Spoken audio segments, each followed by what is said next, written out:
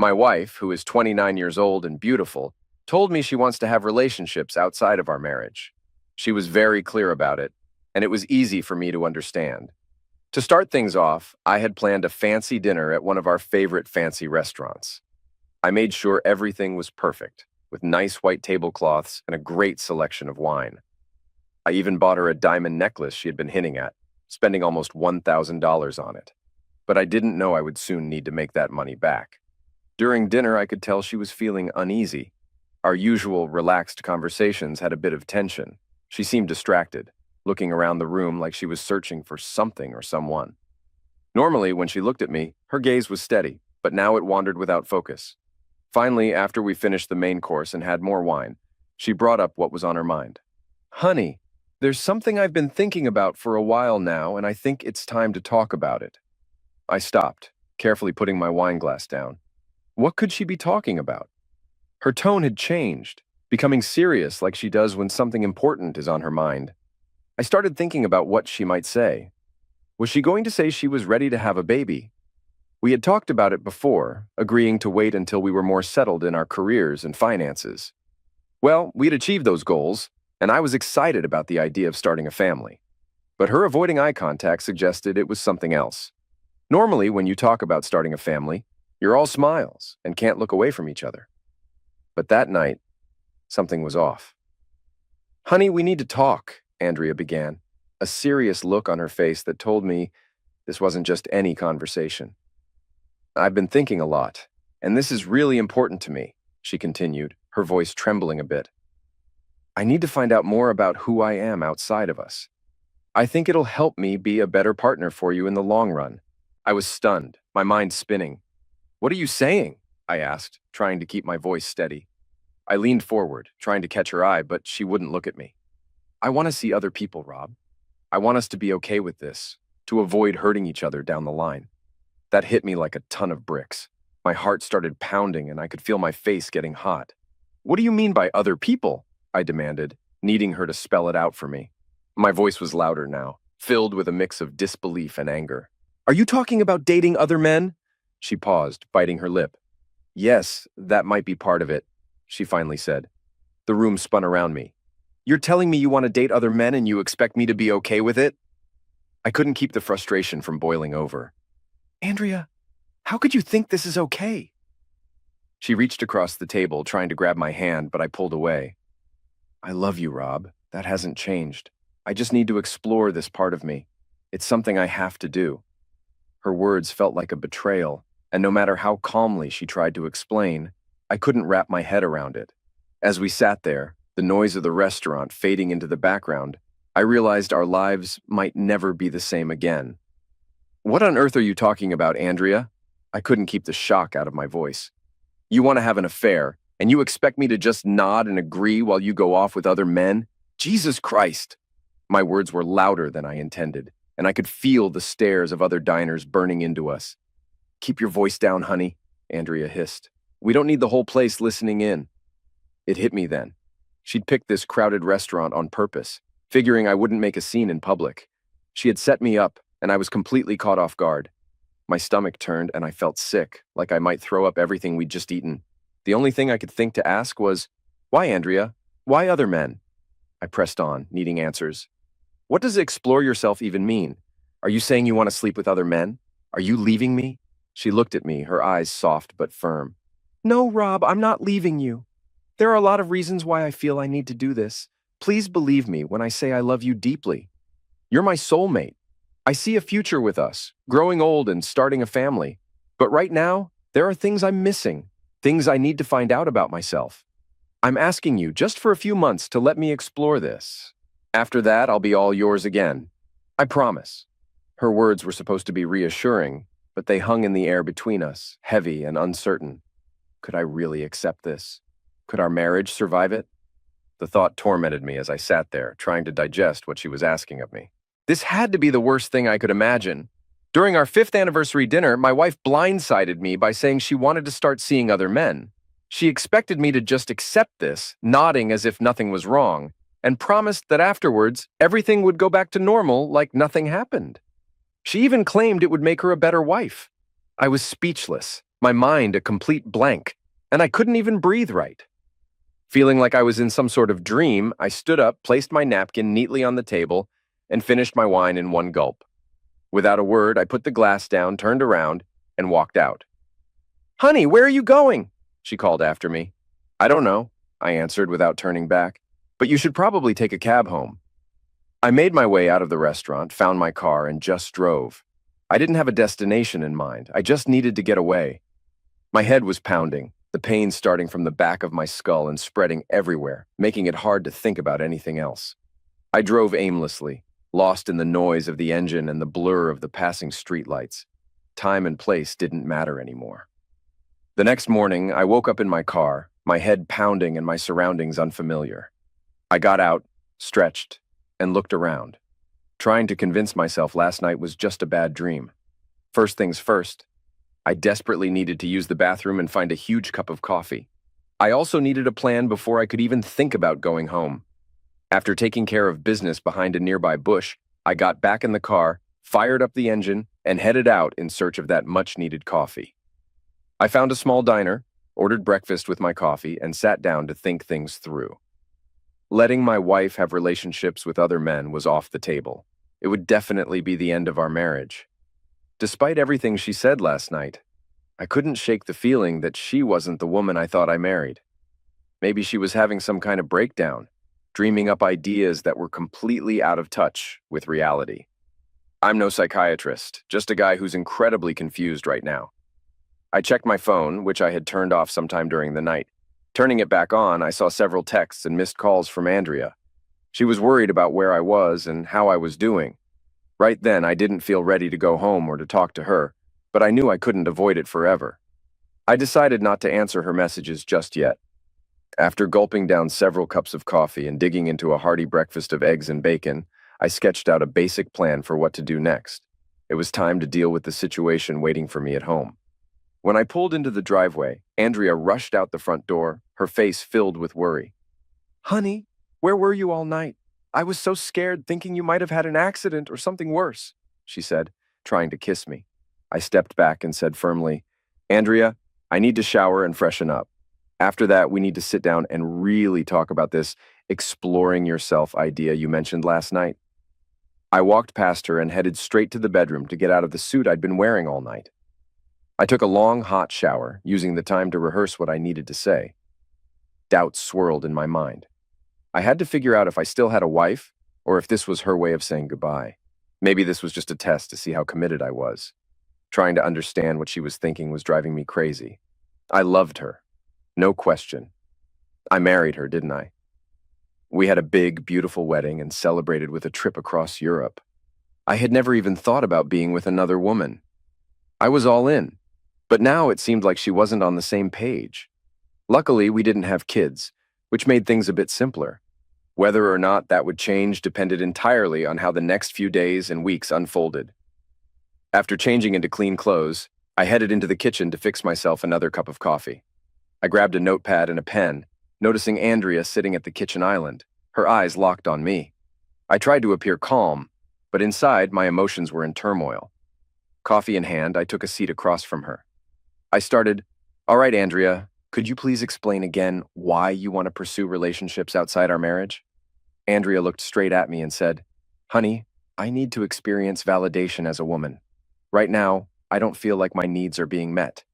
I want to explore what those needs are and see if I can find fulfillment on my own." "So you're uncertain about your needs and you're seeking to discover them," I summarized, trying to keep my tone steady. "Also, are you planning to step away from our relationship temporarily to find what you're looking for?" "No, honey, I won't leave. I'll remain here in our home with you," Andrea replied quickly. "However, I need the freedom to establish my own schedule and do things at my own pace." "When do you think you'd like to embark on this exploration and adopt your new schedule, Andrea?" "Well, I suppose any time would work," she responded, a hint of uncertainty in her voice. "Do you agree with my decision?" "No, I don't agree with any of this, Andrea," I said firmly. "When we got married, we promised to be partners and lovers for life. Now you want to seek other lovers. What am I supposed to make of this? It feels like you're checking out of our marriage." "Honey, it's not like that," Andrea said, her voice filled with frustration. I need to find a connection that's been missing for a couple of years now. Our lives have become all about work. I don't feel appreciated by you like I did when we first got married. Appreciation? My God, everything I do for you, I retorted, feeling my anger start to bubble up. I've been busting my back to provide for us and to build the future we dreamed about when we got married. We've nearly paid off this house for crying out loud. I knew I had to address the most burning issue. Are you planning to have relationships with other men? I asked, trying to keep my voice steady. Honey, I can't say for certain what I'll do. If it feels right with the right person, I might consider it, she responded, avoiding my gaze. So, you're thinking about infidelity then? I pressed, unable to hide my incredulity. It's not infidelity, Rob. It's not cheating if you know about it, she replied calmly. My blood pressure was through the roof. I took a deep breath and sipped my coffee, wishing it were something stronger.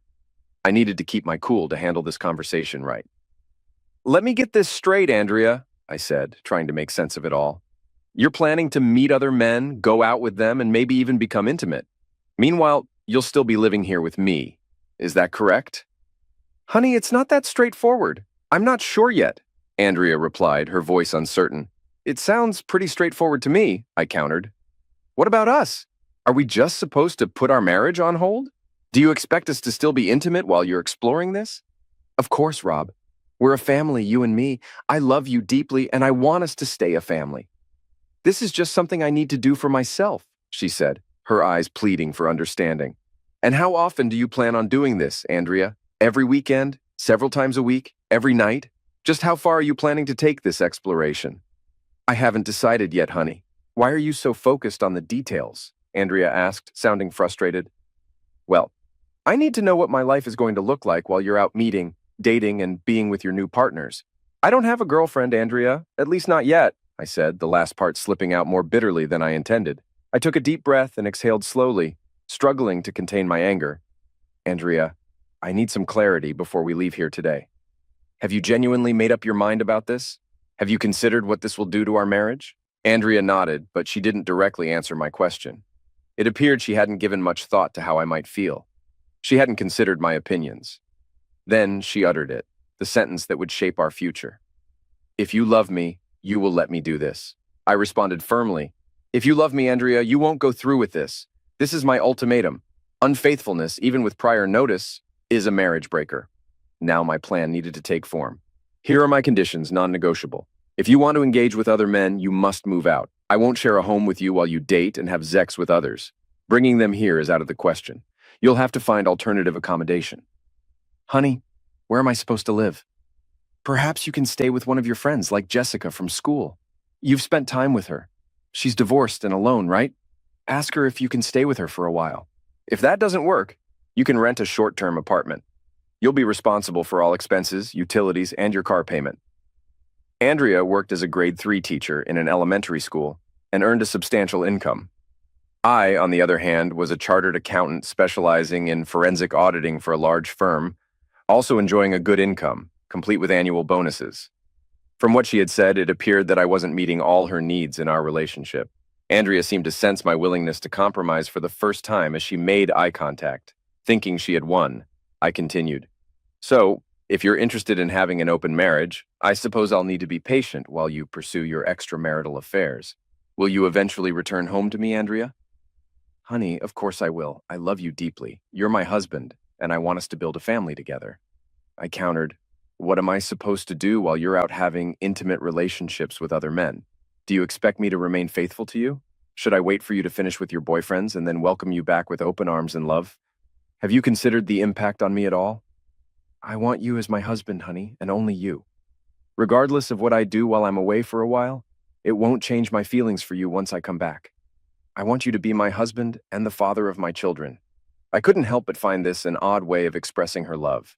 She had already acknowledged that I wouldn't permit her to bring her boyfriends into our home, and she seemed to view that as a victory. She could enjoy her time with other men without fear of my interference. All right, you need to figure out where you're going to stay and let me know this week. But for now, we have some things to arrange here. I want you to move your clothes and belongings to the spare bedroom.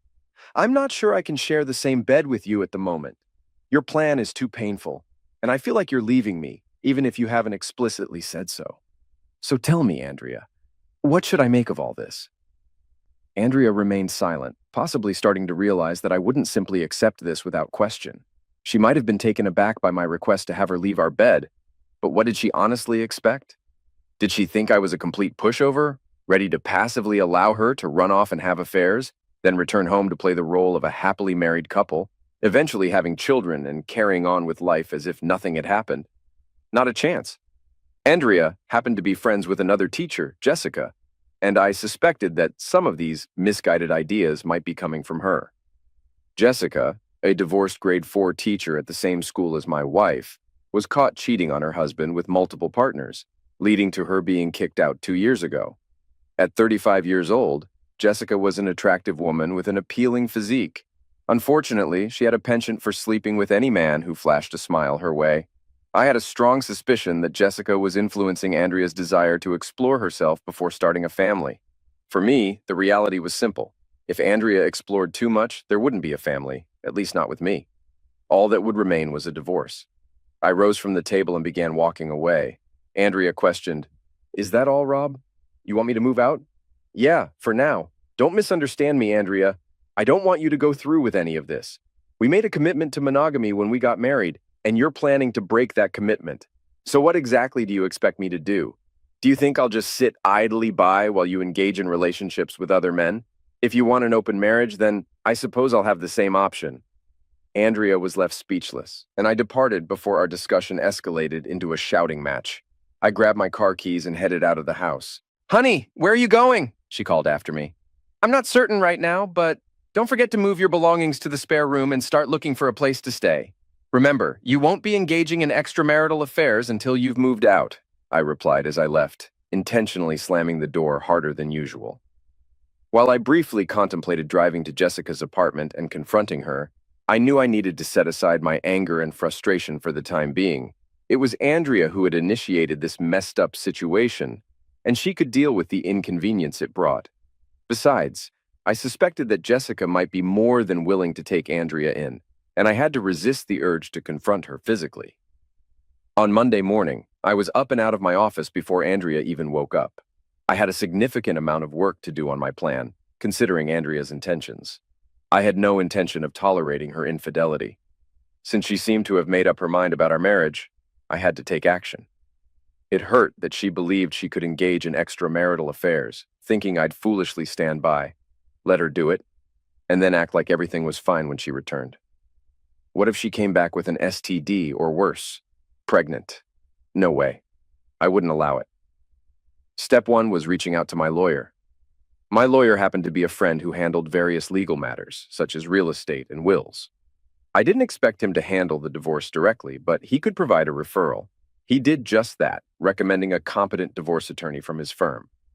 I had a meeting scheduled with her that same afternoon. It was a tough conversation, but my new lawyer was an experienced litigator and well-versed in our state's laws. I didn't want this divorce to become acrimonious. In fact, I was content with a fair 50-50 split of our assets.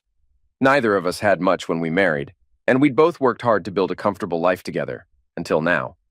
So, I was willing to divide things evenly. I wasn't completely heartless, and battling over assets would only prolong the divorce process. The assets weren't worth holding on to if it meant dealing with a cheating wife. The necessary paperwork would be prepared and held until I had evidence of my wife's infidelity. Until then, this was just an initial move on my part.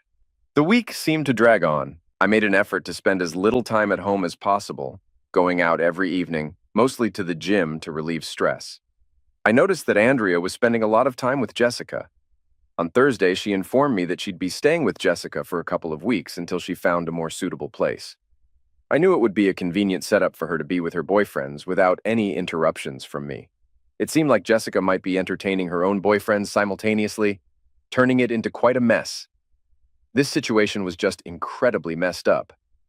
On Saturday, just 1 week after celebrating our 5th wedding anniversary, my wife made her decision to engage in extramarital affairs evident by packing her belongings into her car and preparing to leave. However, she hesitated just before her departure. "Honey, I don't want to leave. Are you absolutely sure we can't find a way to work things out so I can stay?" she pleaded. "I love you deeply, and I genuinely want to improve our marriage." I couldn't help but feel exasperated as I responded. Andrea, if you truly loved me and wanted our marriage to improve, you wouldn't go through with this. I do want you to stay here at home with me, but I cannot condone you being intimate with other men while still being my wife. I love you, but I won't tolerate that. If you won't consider going to marriage counseling to address our issues, I'm not sure what else I can say, so please go. While she loaded her belongings into her car, I went to the hardware store in my own car to purchase new locks for the house. I replaced 3 locks and changed the security code for the garage door opener.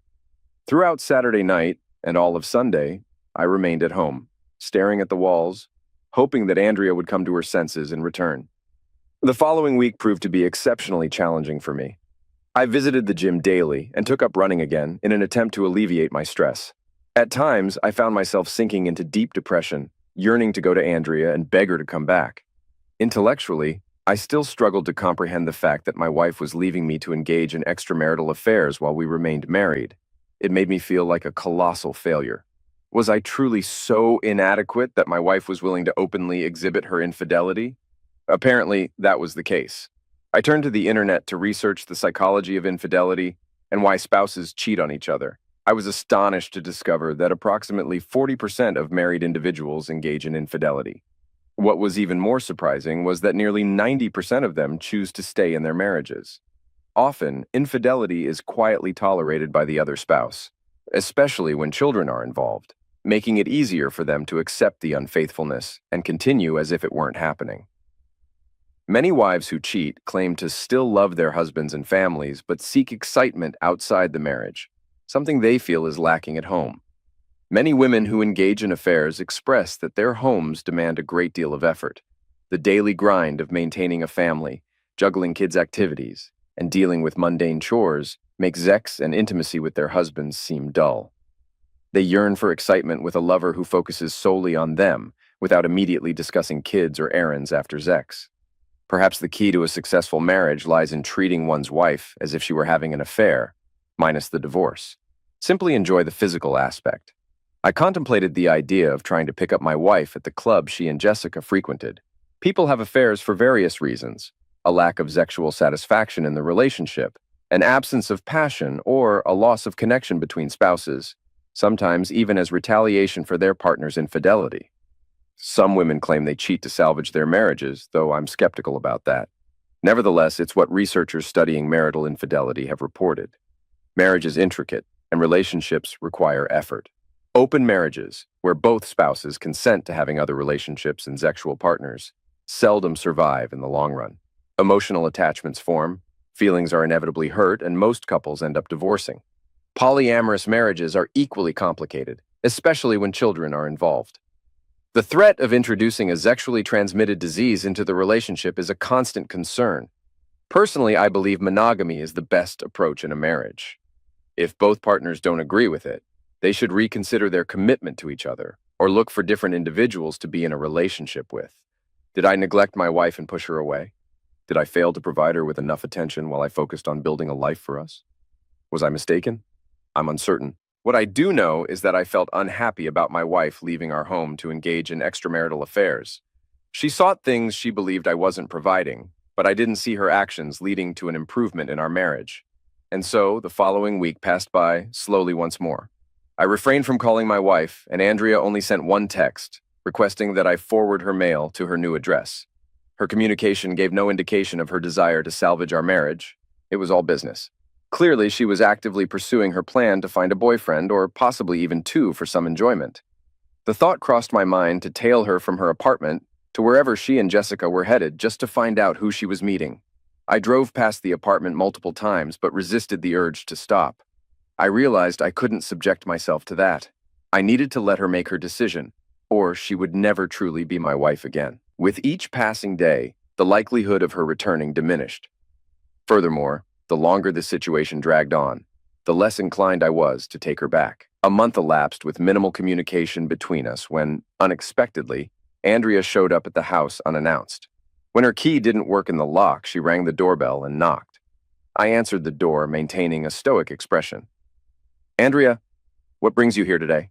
She replied, "Honey, my key doesn't seem to work in the lock. What's going on?" I responded matter-of-factly, "That's because I changed all the locks." I blocked her from entering when she attempted to come inside. "What do you want, Andrea?" I inquired. She replied, "I came to retrieve a few things I left behind when I moved in with Jess." Once again, her visit wasn't about seeing me. It was purely business, focused on her belongings, with little regard for me or the pain she was causing. She didn't seem to realize the hurt I might be experiencing. Was she that naive or deluded to think I wouldn't care about her sexual encounters with other men, or that I'd eventually take her back? "There are some boxes in the garage with your things that I gathered from around the house." "Why did you do that, honey?" she asked. I let her inside since, after all, it was still partly her home. We proceeded to the garage, where she saw numerous boxes filled with her belongings ready for her to take. "How long are you planning to stay with Jessica?" I inquired. She replied, "Jessica's been really supportive. I'll be with her for a bit longer. I'm sure it'll only be a few more months, and then I'll be back. A better wife to you, honey. Then we can start a family together." I couldn't help but roll my eyes internally at her comment and feel a sense of disgust. How could she believe that her involvement with other men would somehow make her a better wife and prepare her for motherhood? I had entirely different thoughts on the matter. "So, have you found a boyfriend yet?" I asked bluntly. Andrea blushed in response, and I didn't need an answer. I already knew. She finally admitted, "Jess and I have been on some dates with guys from the club we go to, but that's about it." I couldn't resist probing further. "How's the Zex with your new boyfriends?" Andrea turned even redder and began searching through the boxes for her belongings. I left the garage and returned to the kitchen to have my coffee and read the newspaper. A few minutes later, she emerged carrying a sizable bag and surveyed the kitchen. Perhaps she expected the house to be in disarray after her departure. To her disappointment, it was quite the opposite. I had enlisted the services of a cleaning crew to visit 3 times a week, so the place was impeccably clean. There were no towering stacks of dirty dishes, no heaps of empty beer bottles, and certainly no mountains of soiled laundry. No, the house was in perfect order, and I was focused on keeping myself composed, despite the fact that my wife had left me to pursue relationships with other men. "Is there anything else you need, Andrea?" I inquired, sensing her curiosity about the situation here without her. She replied, "So, honey, have you been okay since I started staying with Jess?" "I'm fine," I responded. "I've been quite busy with work, and I'm frequently on the road." Concerned, she probed further. "Honey, have you been getting out at all, or have you been staying home alone?" And there it was, the pivotal question I had anticipated. It was time to introduce a small twist into the conversation and observe her reaction. "I've been trying to keep myself occupied," I explained. "I joined a cycling group that meets twice a week for organized rides. We start from a designated point and ride together for 40 to 60 miles. It's been quite enjoyable, and I've met many new people. They're a fantastic bunch. Typically, we head somewhere for a beer and a burger afterward, as all that riding really works up an appetite. I made a conscious effort to maintain my distance from excessive alcohol, as it wouldn't serve my well-being in any way. My weight had dropped by 15 pounds in recent weeks, partly due to exercise and partly due to the stress that her actions had inflicted upon me. Regular physical activity was perhaps the only thing preventing a complete mental breakdown. She responded with a tone that hinted at more interest in my activities than her initial question implied. What I gathered was that she wanted to know if I had started meeting other women. As Andrea drove away from the house, she might have begun to realize that her plan wasn't unfolding as smoothly as she had anticipated. It was possible that her loyal husband could meet someone else and decide he no longer needed to remain married to her. Her quest to find a boyfriend to compensate for the attention she believed her husband had failed to provide might carry more significant repercussions than she had initially thought. I later discovered that Andrea had been dating 2 men from the club she frequented with Jessica and had engaged in intimate encounters with both on multiple occasions. However, neither seemed interested in spending quality time with her beyond their rendezvous between her legs. Both men were married and simply seeking casual fun, with Andrea being their source of entertainment, a classic case of pump and dump. By the 2-month mark, I had come to terms with the demise of my marriage and was prepared to initiate the next phase of my plan.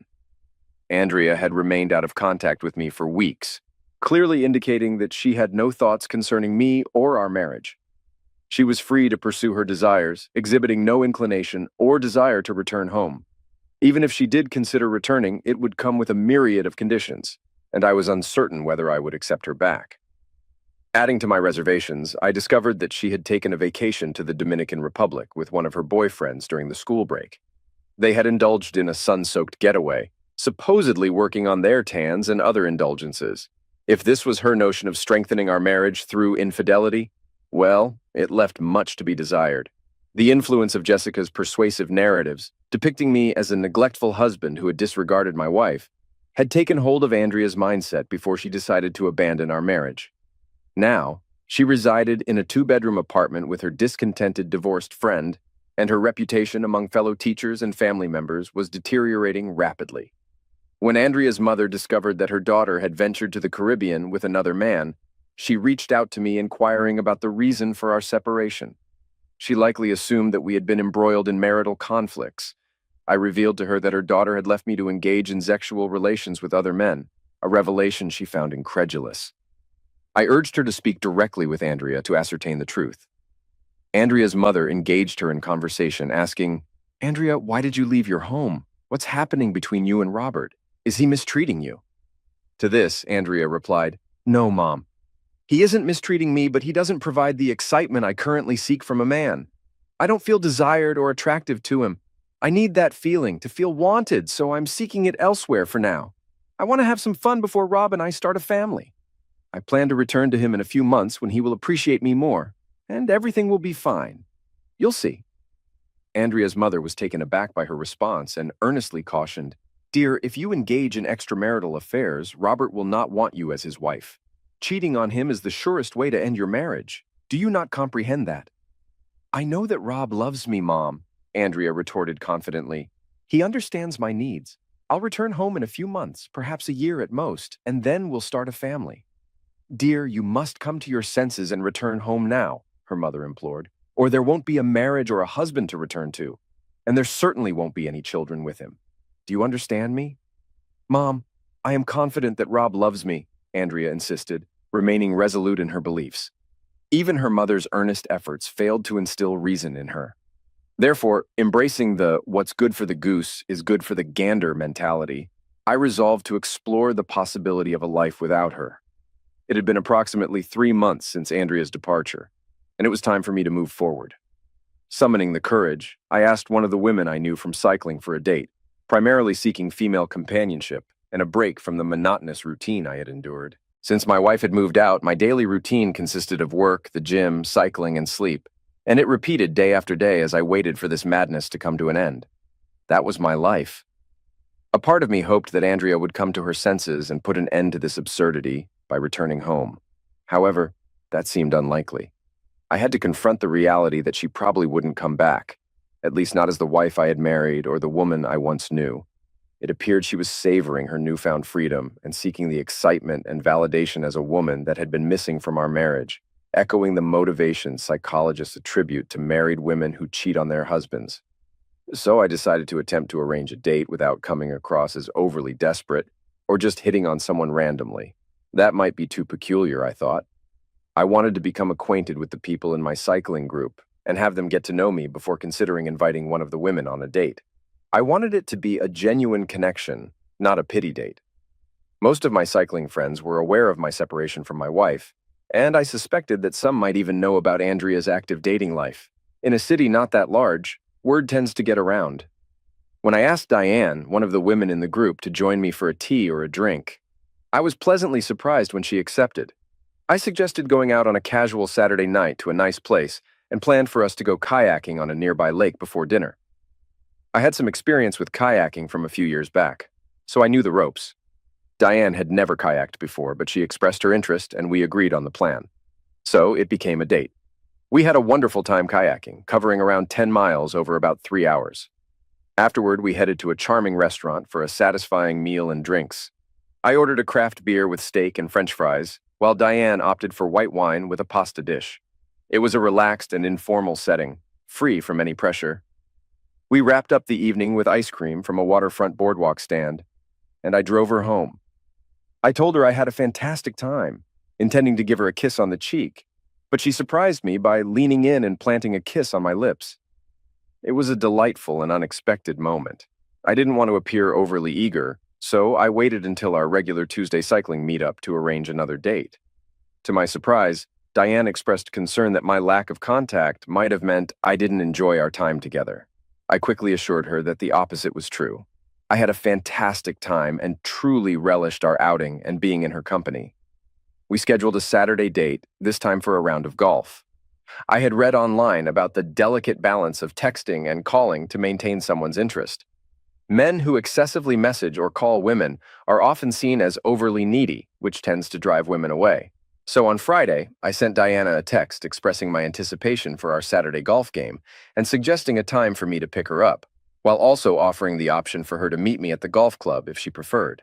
She kindly requested that I pick her up, so we settled on an early afternoon time. Our time on the golf course was a lot of fun, even though neither of us possessed professional-level golf skills. That evening, we had dinner at my place, where we enjoyed a barbecue and a bottle of wine. After our meal, as the night grew late, I prepared to drive her home. However, she took the car keys from my hand, placed them on the kitchen counter, and asked to see the bedroom. The following morning, I woke up beside a stunning woman with her arm draped over my chest. Diane had gorgeous, long, dark hair, captivating green eyes, and flawless skin. A small scar on her chin from a bicycle accident added character to her lovely face. She stood tall at around 5 feet 11 inches, maintaining a slender figure. She probably weighed around 140 pounds and was in great shape. Her occupation as a nurse in the pediatric department of the hospital spoke volumes about her compassion for others. She came across as authentic, exuding a magnetic charm that drew me to her from the moment we met. We enjoyed breakfast on my patio, and our conversation eventually shifted toward my plans and the possibility of divorce. It was a sensitive topic, but I understood her need to know my intentions before investing emotionally in our connection. After all, no woman wants to invest time in a man who might reconcile with his estranged wife in a few weeks. When I explained the peculiar way Andrea had justified her departure to Diane, her expression confirmed what I had already suspected. She believed Andrea wasn't coming back. I think that nudge from Diane helped me move forward with the next phase of my plan. On Monday morning, I contacted my lawyer and had her assign an investigator to the case. I wanted to determine how many men Andrea was involved with before presenting her with divorce papers. It turned out she was dating multiple men, mostly married, and they would often gather at Jessica's apartment to continue their partying after leaving various bars and clubs around the city. 2 weeks later, Andrea received the divorce petition, marking the beginning of a tumultuous period. That night, she drove to the house to confront me. When I answered the doorbell, I was met by my estranged wife holding a large brown envelope, her face filled with distress. I inquired, "Andrea, what brings you here tonight?" She responded, "Honey, a guy delivered these documents to me today. Why did you file for divorce? I told you I would be home soon, even this week. We can start working on that baby we talked about." I invited her in and asked her to take a seat in the kitchen, stating, "It's a bit late for that, Andrea. I told you when you left that I didn't want you to go, but you went anyway." She attempted to explain, "Honey, I told you that I needed to find out who I was and feel good about myself." I interrupted with a hint of sarcasm. "So, do you feel good about yourself now? Are you validated as a woman? Have you explored your sexuality and new relationships, met exciting people? Had your fair share of intimate encounters?" Growing agitated, I continued, "Because it sure looks to me like you have. I've had virtually no communication from you since you left our home. You didn't even call me on my birthday. Probably too busy with one of your boyfriends in the Dominican Republic that week. Your mother called me wondering why you didn't even call her on Mother's Day. Have you spent this entire time pursuing physical pleasure?" She pleaded, "Honey, I love you very much, and I realize I may have gone too far. I'm coming home today." I firmly responded, "No, you're not. Honey, what are you talking about? I'm still your wife, and this is still my house. I'm going back to Jess's place to collect my things, and I'll be home in a few hours," I corrected her. "Ah, no, you're not. Did you read through all the documents in that package you received? At the back, there's a judge's order specifying that you cannot come within 500 feet of this house until the divorce is finalized. Technically, you're currently in violation of that court order. I'm not going to make an issue out of it, but you need to leave now, and we can address this matter in court to sort out the details." Andrea was slowly coming to terms with the seriousness of our wedding vows, which included commitments like love, honor, cherish, faithfulness, and the crucial aspect of fidelity. I made it clear to her that this house held no sentimental value for me. If she desired it, that was perfectly fine. It's almost paid off. So my half is approximately worth $150,000. She could have it for that amount. However, if she wasn't willing to pay that sum, we would sell it and split the proceeds from the sale. It was a straightforward arrangement, but for the time being, she was not moving back while I remained in the house. I escorted her to the door, closed and locked it behind her. A month later, we managed to avoid the need for a court appearance and quietly settled our divorce. Andrea received half of our assets, as she was legally entitled to. We sold the house, and I moved on with my life. Andrea resumed her new routine, but I heard from a friend that her school, a charter school, had advised her to keep her personal life more discreet. Apparently, some parents had become aware of her involvement with multiple men in the area and were uncomfortable with her teaching their children, especially among the mothers who were quite outspoken about it in private. It appeared that some of the fathers might have been among her lovers. Subsequently, Andrea was diagnosed with a sexually transmitted disease, not life-threatening, but necessitating a year of abstinence. This was not a significant concern, given that she was already pregnant. It seemed that one of her partners had successfully fathered the child. Andrea's negligence in consistently taking her birth control pill, frequent alcohol consumption, and the absence of condom use were contributing factors. The father remained unidentified, but bore an uncanny resemblance to one of the teachers at her school, a married man. My divorce was officially concluded, and I was free from Andrea. It has been approximately a year since all the turmoil with Andrea began. I purchased a new house, received a promotion at work, and most importantly, Diane and I are now living together. We are excited to announce two things. First, we will be getting married this summer, and second, we are expecting to become parents around Christmas.